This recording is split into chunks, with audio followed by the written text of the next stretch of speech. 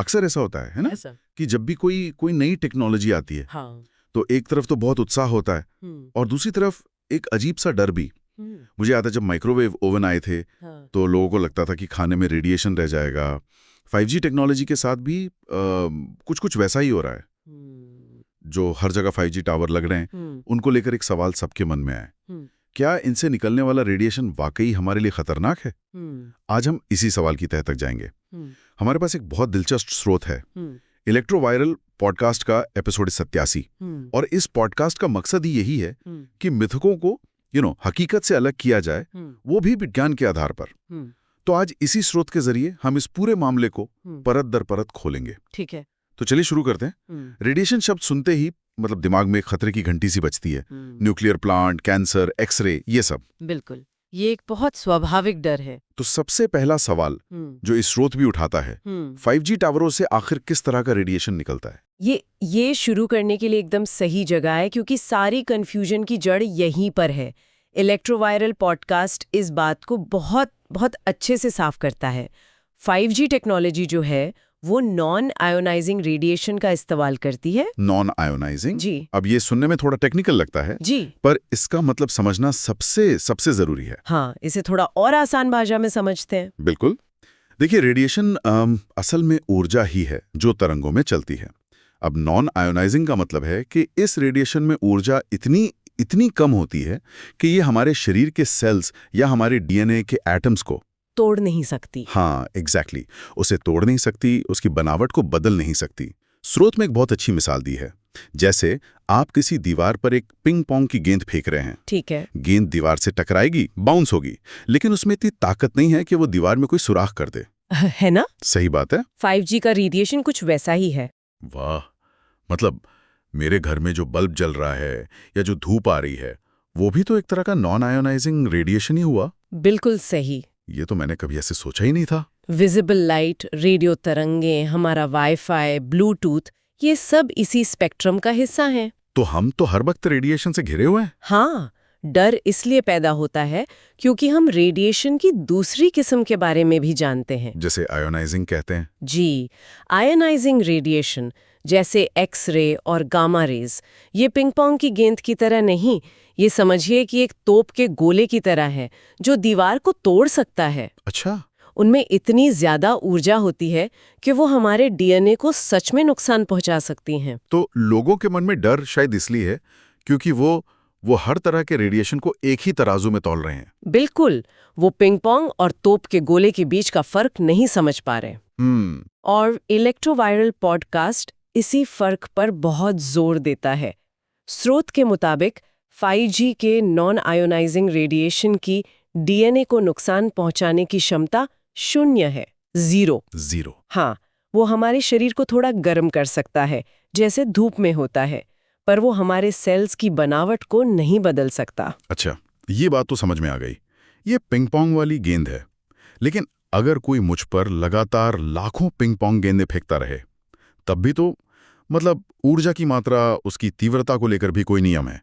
शायद यहीं पर वो सार वैल्यू वाली बात आती है जिसका जिक्र स्रोत में है। आपने बिल्कुल सही नब्ज पकड़ी है। ये अगला लॉजिकल सवाल है और इसका जवाब है रेगुलेशन में। सार का मतलब है स्पेसिफिक एब्जॉर्प्शन रेट। ये एक वैज्ञानिक माप है कि हमारा शरीर फोन इस्तेमाल करते समय कितनी रेडियो फ्रीक्वेंसी ऊर्जा सोखता है। तो एक तरह का सेफ्टी मीटर है ये? हाँ, आप इसे फोन की सेफ्टी स्पीड लिमिट समझ सकते हैं। जैसे सड़क पर स्पीड लिमिट होती है। बिल्कुल, वैसे ही हर फोन के लिए एक सार लिमिट तय की गई है और ये लिमिट भी मतलब ऐसे ही नहीं तय हुई है। स्रोत बताता है कि वैज्ञानिकों ने इन सीमाओं को असल हीटिंग इफेक्ट से 50 गुना नीचे सेट किया है। 50 गुना? जी, मतलब सुरक्षा का एक बहुत बहुत बड़ा मार्जिन रखा गया है। ठीक है, तो एक सार लिमिट है, पर क्या कंपनियां इसका पालन करती हैं? मतलब इसकी कोई जांच होती है या हमें बस मान लेना है कि वो नियमों का पालन कर रहे हैं? नहीं, ये बहुत जरूरी सवाल है, भरोसे का सवाल है। स्रोत के मुताबिक एक पूरा रेगुलेटरी सिस्टम काम कर रहा है। हर फोन मॉडल को बाजार में आने से पहले बहुत कड़ी टेस्टिंग से गुजरना पड़ता है। अच्छा। लैब में उसे उसकी मैक्सिमम पावर पर चलाकर, जो हम असल जिंदगी में कभी नहीं करते, तब उसकी सार वैल्यू जांची जाती है। जब कोई डिवाइस उस तय लिमिट के बहुत नीचे होता है तभी उसे बाजार में लाने की मंजूरी मिलती है। तो ये एक भरोसा नहीं बल्कि एक वैज्ञानिक पैमाना है। हाँ, पॉडकास्ट यही कहता है कि हम जो फोन इस्तेमाल कर रहे हैं और जो टावर लगे हैं वो सब इन सख्त नियमों के तहत ही काम करते हैं। ये बात काफी हद तक चिंता कम करती है। लेकिन ये तो हो गई कंपनियों और रेगुलेटरी बॉडीज की बात। दुनिया की जो सबसे बड़ी वैज्ञानिक और स्वास्थ्य संस्थाएं हैं वो इस बारे में क्या कहती हैं? क्या वैज्ञानिकों में इस पर कोई मतभेद है? ये शायद इस पूरी चर्चा का सबसे अहम हिस्सा है, क्योंकि यहाँ हम किसी एक दो स्टडी की नहीं बल्कि दशकों की रिसर्च के निचोड़ की बात कर रहे हैं। और वो निचोड़ क्या है? कौन सी संस्थाएं हैं ये? स्रोत 3 बड़ी संस्थाओं का नाम लेता है। पहली है WHO, विश्व स्वास्थ्य संगठन, दुनिया की सबसे भरोसेमंद स्वास्थ्य संस्था। जी।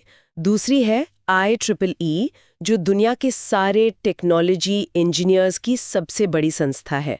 और तीसरी है FCC, जो अमेरिका में कम्युनिकेशन से जुड़ी हर चीज को रेगुलेट करती है। और इन सब की राय एक ही है। हाँ, दशकों की हजारों स्टडीज को देखने के बाद इन सब की इस मामले में एक ही राय है। और स्रोत उनकी कही बात को सीधे सीधे कोट करता है, जिसे सुनना बहुत जरूरी है।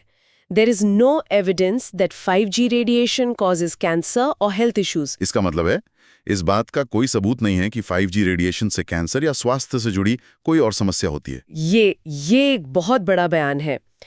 लेकिन यहाँ एक सवाल है, सबूत नहीं है और यह पूरी तरह सुरक्षित है, इन दोनों में एक छोटा सा फर्क है ना? ये बहुत ही समझदारी वाला सवाल है। विज्ञान ऐसे ही काम करता है।